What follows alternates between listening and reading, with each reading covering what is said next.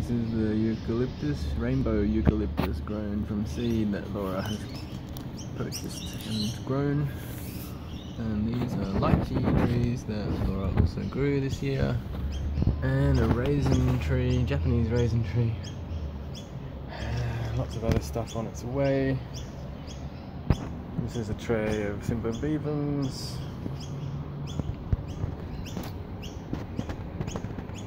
That is Laura having dinner. And I think I'm just going to backtrack. How cool is this lobelia, Crystal Palace? The colour is just phenomenal. Really bright. Purple.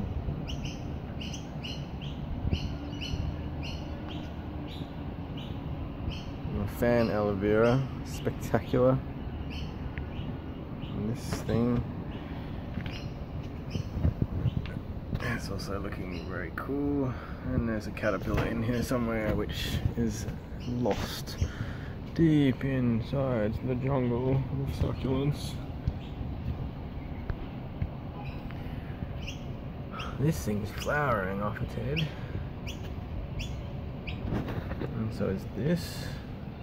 And this is a little one that Laura bought the other day at a cactus show. It's tiny. What's it called again? Any idea? I've forgotten now. Mammillaria sensus.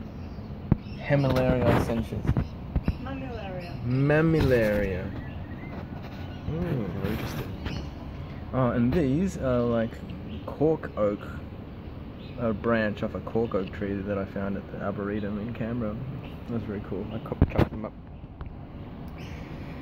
What else? This garden here won first prize at the succulent show at Eden Gardens. Very pleased with that.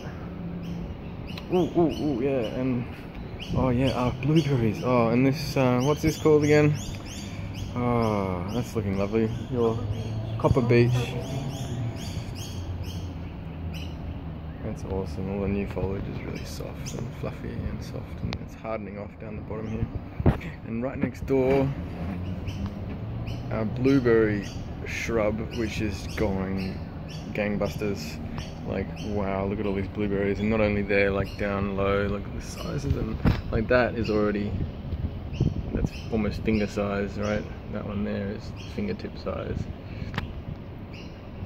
And we've got some carnivorous plants here.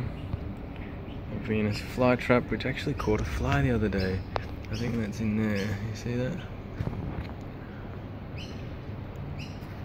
Poor fly. And then this one here is awesomely spectacular. Look at the veins on it. It's quite amazing. Pitcher plant. And this little garden. Succulents, more succulents. Very cool. Very sculptural. And over here, these foxgloves are finally flowering. I had them in a pot for ages and I've moved them around the balcony. They've actually had a few spikes, but I've had to prune off one, and I think there's another spike coming here soon. Awesome.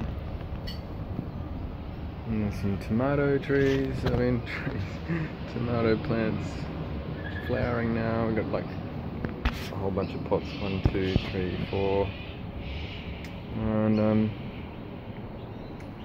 yeah, here's a hanging garden, which I managed to just hang last night actually. And yeah, I don't know if it's going to get burnt in this position. Like, the awning covers a bit of the sun, but this corner will get hit by full sort of midday sun, which is not ideal for that variety, although it can tolerate it if it's been hardened off enough.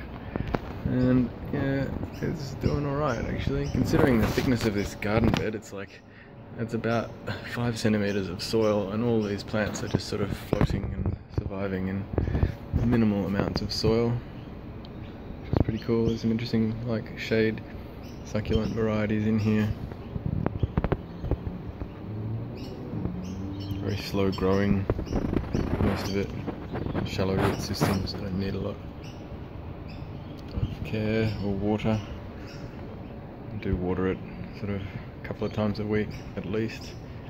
There's a heuchera in here, nice colour, and a macrozamia, a burrowing fern. It's just shot up a new leaf.